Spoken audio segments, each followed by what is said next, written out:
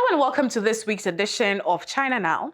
I am Makiza Latifa and I am thrilled to have you join me as we explore the latest stories shaping conversations in China and beyond. We start off with China Currents, bringing you the top headlines of the week. From the recent high-level meeting between President Xi Jinping and US President Donald Trump, to China's announcement of astronaut recruitment in Pakistan and fresh updates on its ambitious lunar exploration program. There's also exciting news from the world of science and innovation. Another leading expert in chips and robotics has returned to China from Sweden, signaling the country's growing pull for global talent. And in health news, China is making major public health push as girls aged 13 and above can now receive free HPV vaccinations, a big step in the fight against cervical cancer. All that and much more coming up in this week's edition of China Now. Let's dive right into it. Welcome to China Currents. In this episode, China's homegrown rival emerges against the global king of drugs, semaglutide. Xi Jinping meets Donald Trump with interactive details showing whether the two sides stand in their current relationship. And China begins astronaut selection in Pakistan, reviews lunar program updates. Another top chip and robotics scientist returned to China from Sweden. Chinese girls aged 13 and above can now receive free anti-cancer HPV vaccinations. Now let's start today's China Currents. Last week, good news came from China's innovative drug sector. On October 27th, a Phase 3 clinical report announced that semaglutide, the so-called king of drugs in recent years, has finally met a Chinese challenger. Developed by Danish pharmaceutical company Novo Nordisk, semaglutide has become one of the hottest drugs in the fields of diabetes and obesity treatment. Its notable weight loss effect has made it a favorite among Hollywood celebrities. In a report released by Chinese biopharma company Innovent Biologics, its independently developed mazdutide outperformed semaglutide in both blood sugar control and weight reduction. Data show that 49.7% of patients treated with mazdutide achieved both normal blood pressure levels and over 10% body weight reduction. That's more than double the 21% achieved by those taking semaglutide. Both semaglutide and mazdutide are GLP-1 class drugs. GLP-1 is a hormone secreted by human body after eating that signals how to manage blood sugar. Because of its outstanding efficacy in treating diabetes, obesity, and related cardiovascular metabolic disorders, GLP-1 is widely regarded as a core driver of the global pharmaceutical market in coming decades. According to forecasts by Morgan Stanley and others, by 2030 the global market for obesity and metabolic disease drugs will exceed $100 billion. And with GLP-1 products as the dominant segment. Until now, the field has long been dominated by Novo Nordisk's semaglutide series and Eli Lilly's tirzepatide, which together control most of the market and industry discourse. China's strong clinical results this time sent a clear signal. The long-standing dominance of Western pharmaceutical giants in the GLP-1 market has finally been broken by Chinese innovation. Next, let's look at the result of the latest meeting between Chinese and American leaders. On Thursday, October 30th, Chinese President Xi Jinping met US President Donald Trump in Busan, South Korea. The encounter between the two major powers drew intense global media attention. The meeting reportedly lasted 1 hour 40 minutes, and journalists captured numerous moments of their first face-to-face interaction in 5 years, including several instances where Trump leaned in to whisper privately to Xi, appearing unusually warm and eager. Xi Jinping publicly stated that China's development and rejuvenation are not at odds with President Trump's goal of making America great again. This marked the first time such a statement was expressed directly by China's top leader. And Trump later lauded Xi as a great leader of a great nation. Following the meeting, China's Ministry of Commerce released details of the China-US economic consultations held in Kuala Lumpur. The two sides reached agreements on several points. The US will remove the additional 10% fentanyl tariff on Chinese goods and extend the suspension of the 24% reciprocal tariffs for another year. And the US will suspend the one-year enforcement of the September 29th export control rule on 50% penetrative technologies. This rule was viewed as a trigger for the Netherlands' recent forced takeover of the Chinese invested chip plant. And now, while the US steps back, the Dutch side is left to respond to the global automotive chip shortage following its unilateral action, affecting automotive companies from the US, Europe, Japan, and beyond. Regarding US soybeans, a long-time concern for Trump, both sides agreed to expand agricultural trade. According to Reuters, China's state-owned COFCO Group has already purchased 3 shipments of new season US soybeans totaling about 180,000 tons. And after negotiations, Chinese social media was filled with a sense of triumph. Chinese international relations scholar Shen Yi noted that what China truly seeks is simply peaceful development and fair treatment. Next, let's turn to new developments in China's space program. On November 1st, Shenzhou 21 successfully entered orbit and docked with China's space station in a record 3.5 hours, the fastest docking in Chinese space history. The mission also set several new milestones. Astronaut Wu Fei, aged 32, became China's youngest astronaut to date. Meanwhile, the crew carried out China's first space experiment involving rodents. 2 male and 2 female mice sent to orbit to study how microgravity and confinement affect animal behavior. More intriguing were 2 announcements made by the China National Space Administration prior to launch. First, China officially announced the start of astronaut selection in Pakistan. Once the selection process is complete, 2 Pakistani astronauts will train alongside their Chinese counterparts, with one expected to join a short-term space mission as early as next year, marking the first time a foreign astronaut visited China's space station. Second, the CNSA reported progress on China's crewed lunar landing program. Updates were given on the development of Long March 10 rocket, Mengzhou crew spacecraft, Lanyue lander, Wangyu lunar suit, and Exploration lunar rover, all advancing smoothly towards the goal of landing Chinese astronauts on the moon before 2030. And before the milestone, Chang'e 7 2026 will search for lunar water, and Chang'e 8 will begin testing base building technology, marking China's steady march towards the moon. Meanwhile, one might wonder how NASA is doing. The Trump administration's ongoing downsizing and US government shutdown continue to hinder America's lunar program.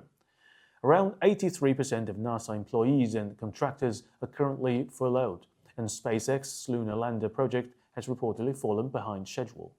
Yet under its original plan, the US still hopes to return to the moon by 2027, ahead of China.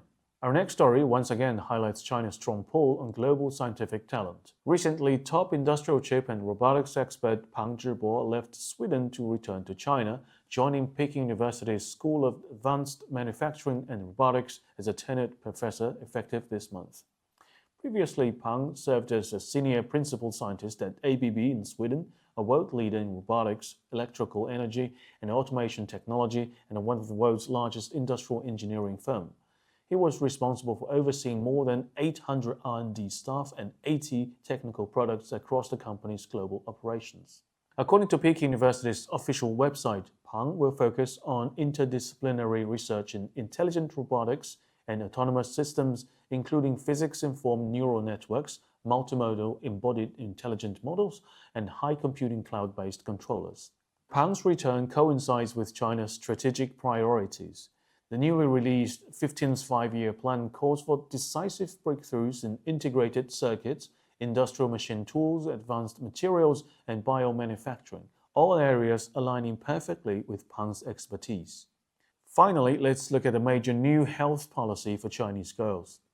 Last week, China officially added a human papillomavirus vaccine HPV to its national immunization program, announcing that starting November 10, 2025, all girls aged 13 and above across the country will be eligible for free 2-dose HPV vaccinations. Since more than 99% of cervical cancer cases are caused by persistent infection with high-risk HPV types, vaccination can effectively prevent infection and significantly reduce cervical cancer incidence. Although the HPV vaccine has existed for over 20 years, it only entered the Chinese market in 2016. Early on, high prices meant that only a small number of women could afford self-paid vaccination, and prices fell only after domestic vaccine manufacturers developed their own products. Before launching the nationwide free program, China carried out extensive preparations, assessing girls' development characteristics, vaccine efficacy, and production capacity. And even before this announcement, 18 provinces had already offered free or subsidized HPV vaccinations to eligible girls. It was the safe, efficient, and cost-effective homegrown HPV vaccinations that provided this program with its final push. And that's all for today. See you next time. And that's all for China Currents. I hope you enjoy the updates and stories shaping this week's headlines. Up next is the Thinkers Forum, where leading scholars and thought leaders share deep insights on China and its engagements with the wider world. This week's episode features James Galbraith, a distinguished economist and professor of government who also holds the Lloyd M. Betston Jr. Chair in Government and Business Relations at the University of Texas, Austin. He joins us for a thought-provoking discussion on the U.S. economy, inequality, BRICS, and what many describe as the end of neoliberalism. Stay tuned.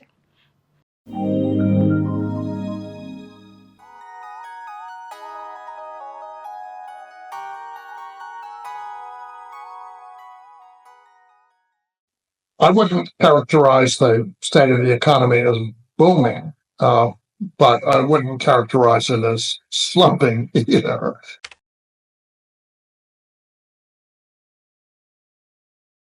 I don't think that there's been much change in what has been a relatively stable period of moderate overall expansion. That does not necessarily translate into a general feeling of well-being, and that's the disconnect between the claim that's based upon the overall economic statistics and the political effect of that claim. As the previous administration discovered, the great slump with which they took office was resolved, and there was a continued period of expansion, but they were nevertheless turned down at the last election.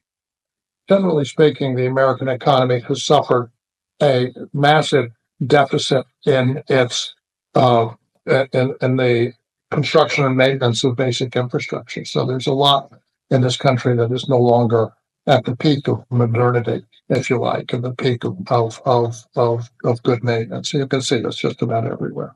And the efforts of the previous administration to remedy that problem, bipartisan infrastructure law and so forth, were, I think, not terribly well directed because they were diffused out over the whole country in such a way that the priorities were largely those of the local governments. So there is still a great deal that would need to be done, and for which there really isn't the capacity. So that you have a general sense that the standard of living is not improving, particularly in the public sphere, as well as people would like. The fact of the matter is that so long as people are willing to hold United States Treasury bonds and bills, and so long as the interest rates are effectively under the control of the U.S. Central Bank, then the public debt just simply is what it is. It's not. It is not a constraint on the policies of the United States. So that's a question in which, as I say, economists tell and others tell stories about this. But there's very little evidence that those stories are in fact correct. Now, there are larger geopolitical questions. How much does the rest of the world want to continue to hold U.S. dollar-denominated instruments? And that will affect the value of the dollar over time. But even that's a mixed blessing, or let's say a mixed.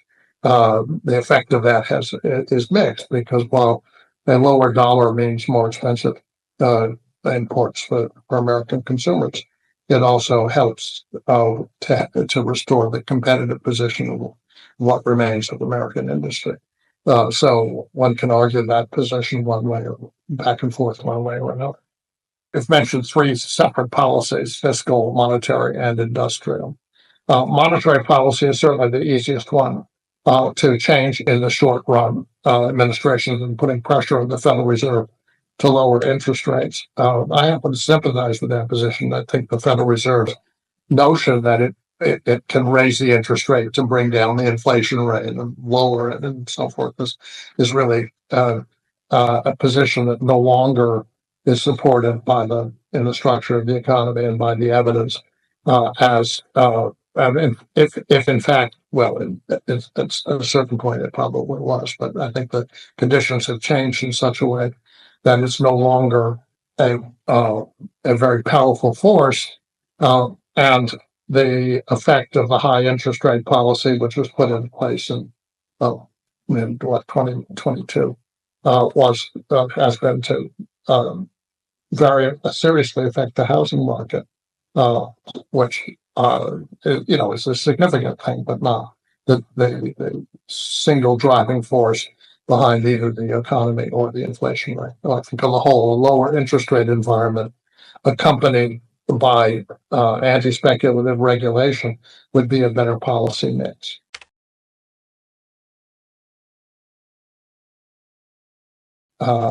That's not necessarily what you get from this administration, but that would be the way I would pursue matters.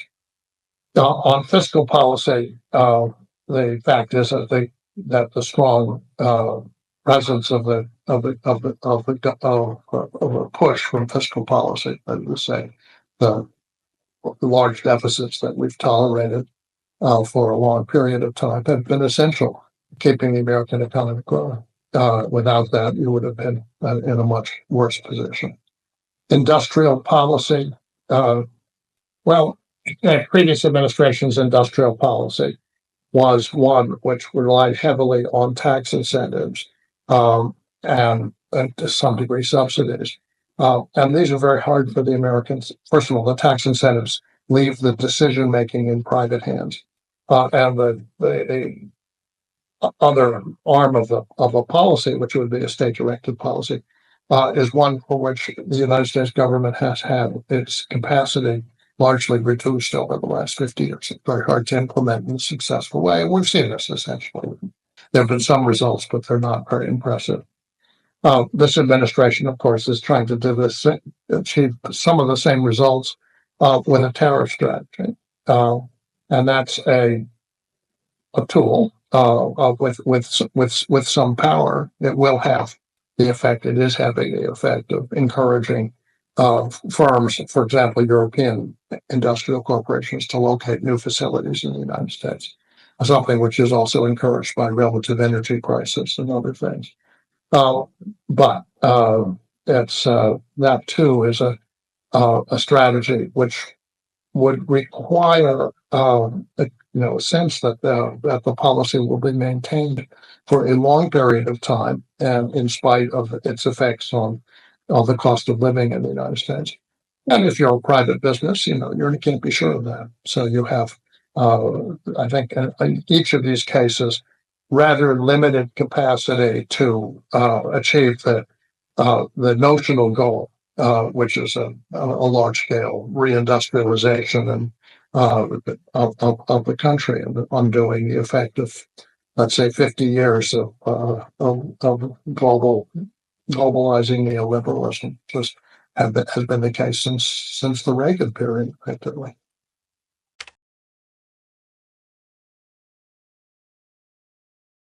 Well, we shall wait and see, but I'm not terribly optimistic. We have been locked in to a pattern which has made raising and maintaining the basic living standards in this country. And again, I'm talking about the public infrastructure and the management systems and so on, and quality of employment. Very difficult, so that a very large share of the employment, in fact, practically all of the employment that's been created in this country the last 40 or 50 years has been in the services sector, not in manufacturing. A lot of it in healthcare, for example. And this is a world in which let's just say, the expectations that families of my generation had of having stable employment and steadily rising living standards, very difficult to meet. People feel a sense of precarity. They feel a sense of stasis. That was not the case for people like myself who can remember certain periods in the past. And reversing that sentiment would require a very major change in the nature of the economy, which I really rather doubt will be.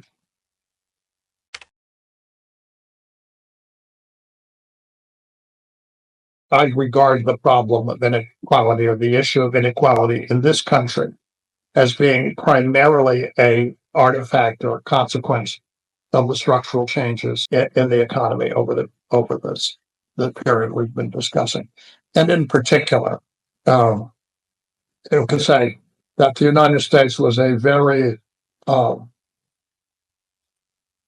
strongly middle class industrial democracy 50, 60 years ago, where and even a little longer, at the end of the Second World War, about 1/3 of the labor force was unionized. It was an industrial labor force.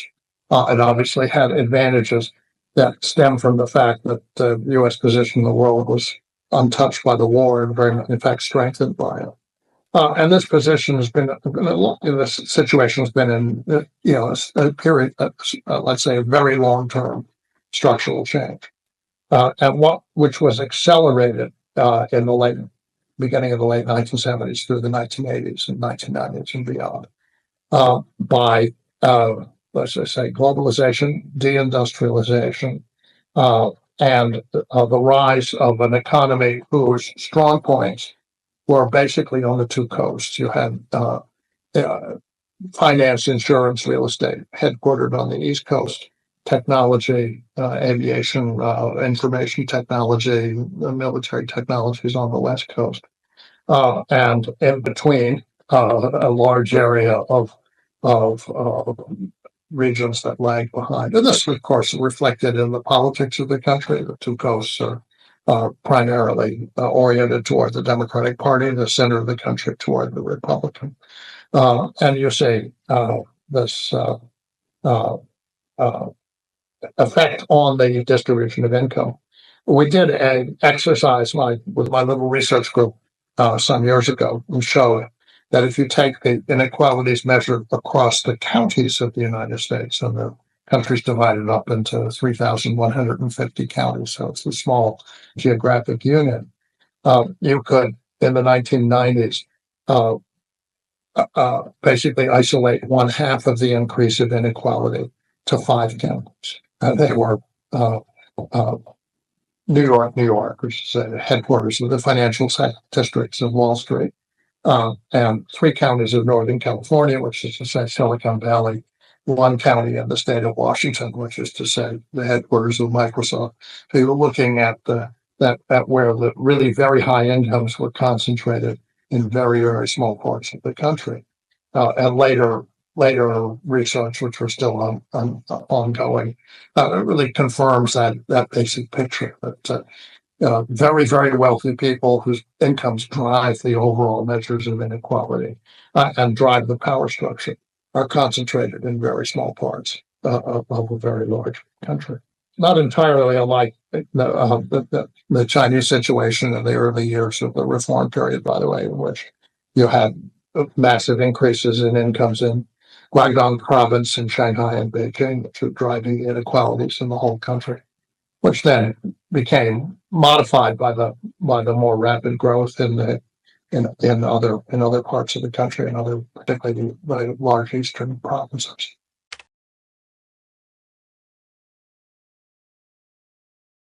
Yeah, China succeeded in diversifying its economic base over this period, and again, it started in a few places and then spread out to a larger number. And this has an overall, initially there's a very large increase in inequality, and then it tends to be moderated by the diffusion process.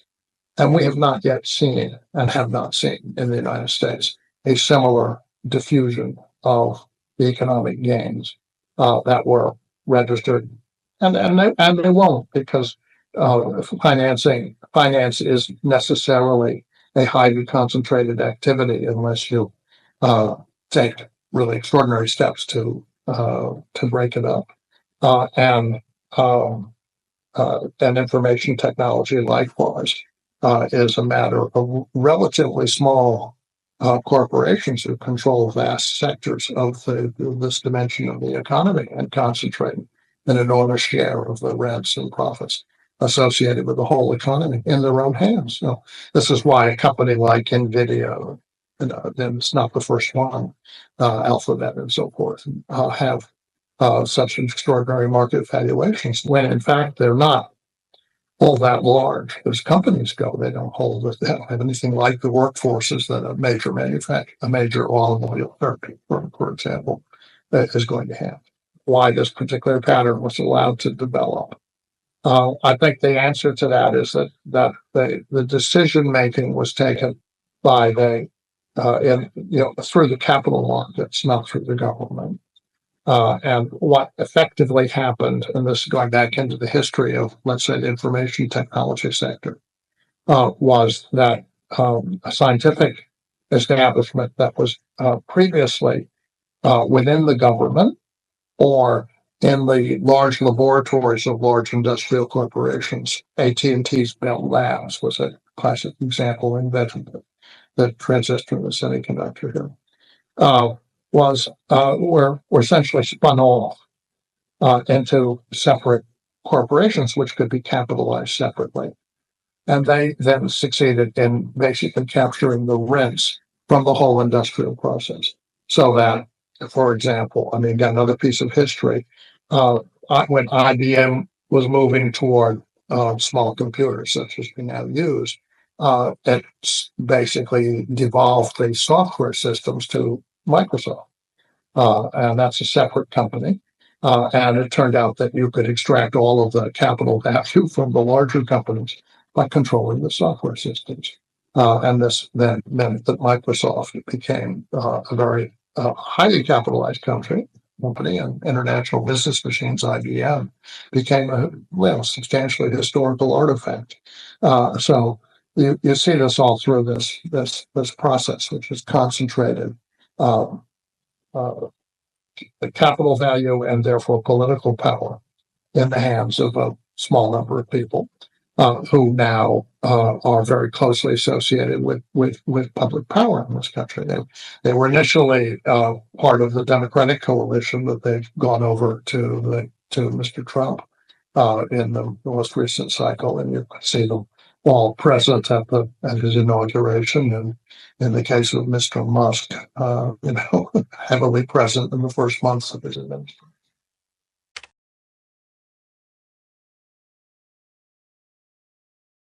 Of the view that decoupling is really, strictly speaking, not very possible. That the two economies are, in fact, have the interdependence is really quite deep.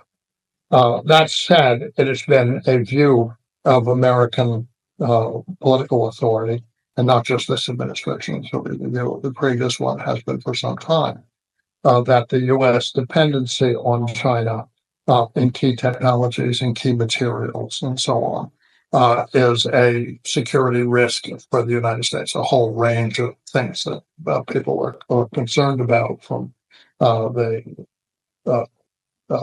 let's say, the information sharing, but also the dependency on magnets and rare earths, so the things one hears about all the time.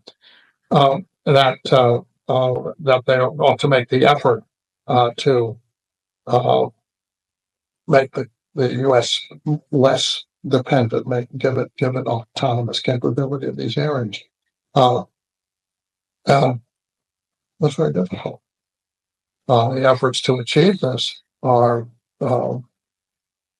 really, I think, at this stage, have a very uncertain prospect. Let's just put it that way. 4 or 5 years ago, the White House issued the Biden White House issued a very thorough study, which I reviewed, on the questions of supply chain dependency.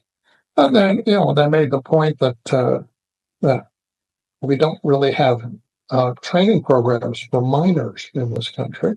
Why not? Because the schools of mines closed down because there weren't any mines that would provide jobs. Well, if you can't prepare a mining industry, it's very difficult to reopen, mines. So, for this reason, you end up relying on a country which is which has maintained and developed that capability. Now, that says that if you're going to restart the business of own sourcing scarce minerals, first of all, you have to find them, and secondly, you have to have a whole infrastructure of trained people and equipment that you gave up some time ago because you didn't need it and it wasn't competitive anymore in world markets. And then if you do build it, you're going to be working with a sector which has a higher level of cost than the rest of the world is working with. And we see this, essentially in every aspect of the relationship. The electric vehicles is another sort of clear-cut example. The United States does produce electric vehicles, but you can acquire a Chinese-made one, and apparently quite good quality for a fraction of the price that you pay for one here.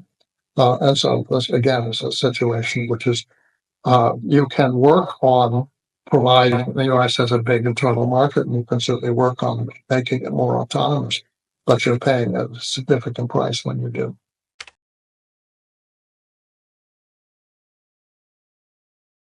First of all, I think that the goals of sanctions with respect to China and with respect to Russia are quite different.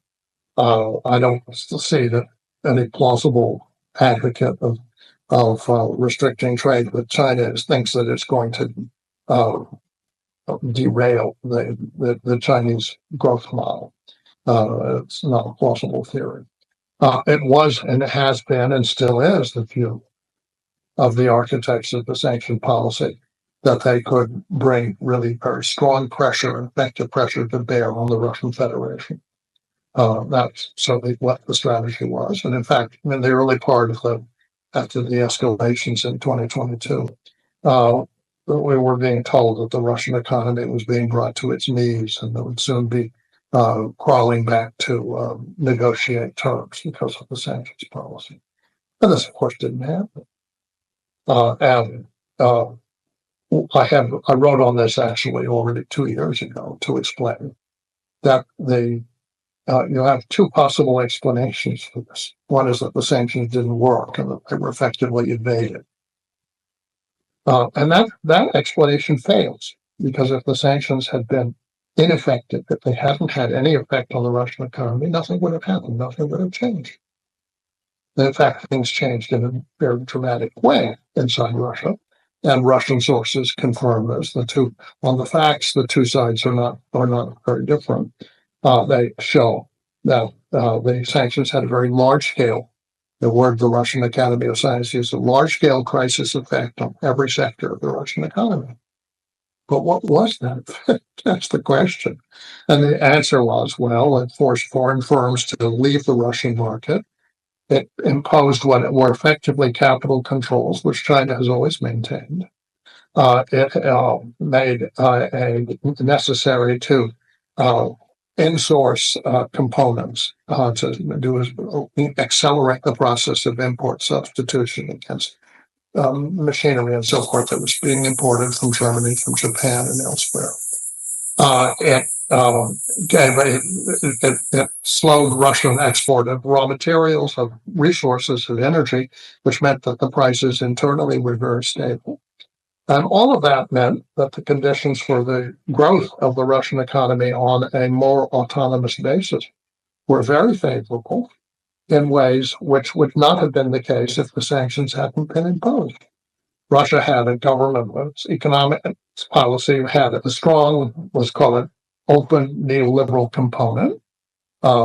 Russian top businessmen, oligarchs, if you like, were highly mobile between Russia and the West. And all of this came to an end. And the effect of that on the Russian economy was very favorable for the growth of Russian manufacturing capacity and even agricultural and other capacities that had been fallow, had been neglected for a period since the late 1980s, effectively. And so there we are. The sanctions. I characterize the sanctions policy toward it, in a sense that it imposed conditions on the Russian government, which the Russian government would not have taken on their own. And those conditions actually favored the strengthening of the Russian economy. Now, I certainly do think that let's call it, if you want to talk the global economy at the global scale, that we have moved already toward a multipolar systems and fashionable BRICS. And let's ask what that means. What was it before? In the Cold War, it was substantially a bipolar system. You had the West and the East, and the East had a Chinese element to it. To be frank, the Chinese element was not very influential in the wider world. It was in a period of Chinese autarky and post-revolutionary developments, if you want to call them that. So it was the USSR and the United States as the two poles of the Cold War system, which was a fairly stable system. It fell apart. And from the 1990s onward, there was a strong sense, certainly in this country, that the world was one that needed to be organized around a single pole, unipolar hegemony, and a unipolar hegemony with a single economic doctrine, which is to say global neoliberalism, free trade, free capital flows, with the decisions taken largely, in New York and London and other financial capitals as to who would get the resources to pursue development strategies and who would not. And that was, accompanied by a lot of notions about what kind of political systems would result. Essentially, one in which the world would be integrated around a single financial regime. China did not choose to go along with that. And I have to say, I had a position as a technical advisor. My title was Chief Technical Advisor to our macroeconomic reform and strengthening institutions to the State Planning Commission in China under a UNDP project from 1993 to 1997. And this issue was under discussion at the time. I was not really in any significant way part of the Chinese decision-making process, but I did bring in people whose views I respected to provide their view on it. And our view was very strongly that China needed to maintain its own autonomy and its own capital controls, which they did. They didn't liberalize in 1995. They weren't affected by the crisis in 1997. And the effect of that, I think, was a strong contribution to China being able to maintain a trajectory of strong domestically centered economic expansion, technical development, infrastructure development, the whole thing that we've seen over the subsequent almost 30 years now. So there we are. This then meant that there would not be unipolarity, that the world would have to operate on several different bases, which is more normal and which is more likely, I think, to be stable once everybody gets used to it. The problem that we have in the United States is a whole generation of leadership grew up thinking that the U.S. was in a kind of singularly privileged position, not a normal country, but with major responsibilities and privileges. And that world is slipping away, has slipped away. It's no longer exists. And the people who hold that view are, they will also slip away in the end, and will have to be essentially succeeded by people who understand that the world is a world of multiple polarities. Now, what's interesting about some of the political organizations that we're now seeing, BRICS, for example, to my mind, is that there's no single ideology there. You don't have, unlike the cold ideology, capitalism, communism, and so forth, where you have two sets of ideas with specific, let's say, intellectual and ideological leadership. This is not the case now. But if you look at Brazil, Russia, India, China, South Africa, all very different. They all have their own intellectual traditions. Some of them influenced from the West, some of them with other sources of influence. And this is going to be this is, I think, I will say it's entirely novel because the United Nations system was built on that idea, intended to be built on that idea. But it is a very big departure from the world of not just American unipolarity, but the unipolar dominance of what I'll call neoclassical neoliberal economics. The idea that the traditions in economic analysis, which are now academically dominant in the United States and other countries, are the ones which are going to determine the future of the world. This is not going to be the case.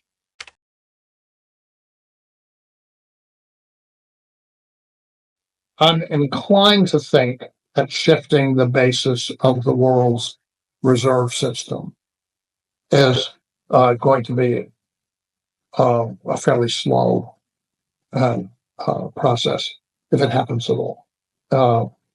It's one thing, and of course, in response to the sanctions and other threats, countries are moving towards settling their bilateral trade balances in their own currencies, which is fine. But so long as those those exchanges are relatively balanced, that's self-liquidating. Where you have a buildup of surpluses on one side, deficits on the other, which is the position of the U.S. with respect to the rest of the world, then the U.S. is going to be issuing debt. Someone's going to hold it. Question is at what price? And it's rather difficult to get away from that system because you have to have an alternative that is stable. Gold, traditional alternative, not terribly stable. It's rising like a shot at the moment, but that doesn't mean it will always continue to be. And anybody who bets on that is not necessarily going to end up a winner. Cryptocurrency, I don't think so. No, what do I know? Some combination of everybody else's currency. Well, then the question is what combination? Now, with the U.S. Treasury market, you have something which is very stable, very liquid, very large, and so it's relatively easy to make that into the medium, and that's a very mixed blessing for the United States. On the one hand, it does mean that U.S. consumers become heavily reliant on imports, enjoy that element of their living standard. On the other hand, it means that U.S. industry, which has to sell on world markets, good luck. Everything's overpriced. Wages are too high, and resource costs are too high, and so on and so forth. And you can build factories to sell into the North American market, U.S. and Canada, but to sell from the U.S. to the rest of the world, well, aside from some particular products that have traditionally been strongly rooted in the U.S. commercial aircraft, for example, it's hard to see how you get a broad-based, globally competitive industrial revival when you're also providing a highly valued financial asset. And that then again is an internal problem for the United States because the rents from the financial activities are concentrated in the hands of a small number of people. So you end up with a very unbalanced domestic economy.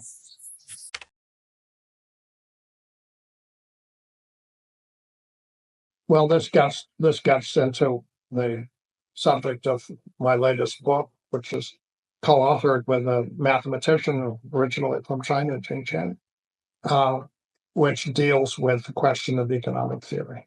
And what happened really in the course of my professional lifetime, my last 40, 50 years, was the complete takeover of academic economics by a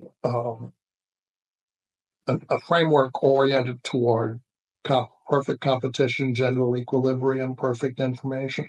Essentially, the dominance of market mechanisms in an economy centered on exchange mechanisms. And from that, everything else sort of follows.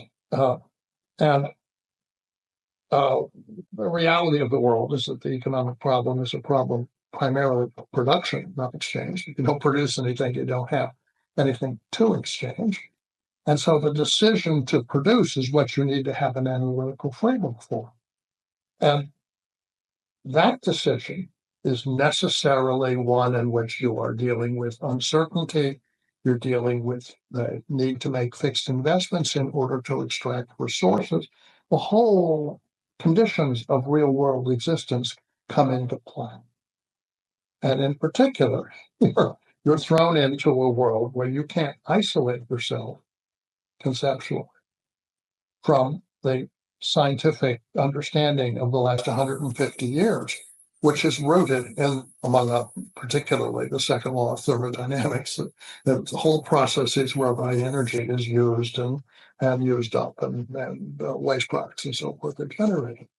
So what we did in our little book, Entropy Economics, was to present a framework for thinking about those issues, thinking about production in its time-dependent uncertainty, and so forth, resource-dependent context.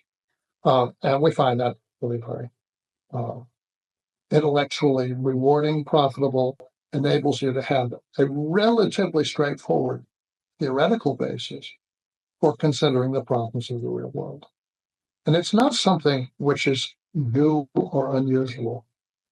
Engineers, physicists, but also at the scientific level, but at the practical level, engineers operate obviously with this all the time. Otherwise, nothing would technical accomplishments would be possible. It's only academic economics, which has been isolated, really still in a cocoon that other sciences broke out of in the 19th century. Academic economics has been influenced still by the thinking of 18th century pre-French Revolution, pre-industrial revolutionary thought.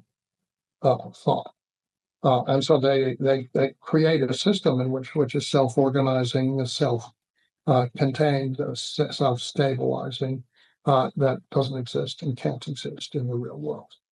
And that's a real problem. And I would say, just if I might add, to my Chinese friends, that I've just completed a fairly substantial term as the editor of a journal which concerned itself in part with these issues called Structural Change in Economic Dynamics. Received a lot of papers from China.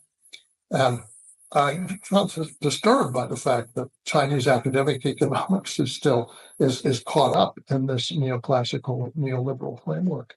And you can say that if that were to become the dominant view in the Chinese state and Chinese policymaking, it would lead down the same path that has produced rather unfavorable results in the United Kingdom, the United States, and the other countries which have been dominated by this line of thought for a long time. And that brings us to the end of this week's edition of China Now. Glad you stayed for the major diplomatic developments, scientific breakthroughs, and thought-provoking conversations on global economics. It's been an eventful week across China and beyond. I am Makiza Latifa, and I want to say thank you so much for joining me.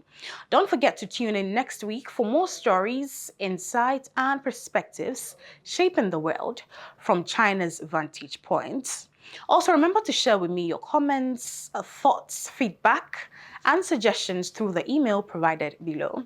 Until then, stay informed, stay inspired, and let China not be far away from you anymore. Have a lovely weekend.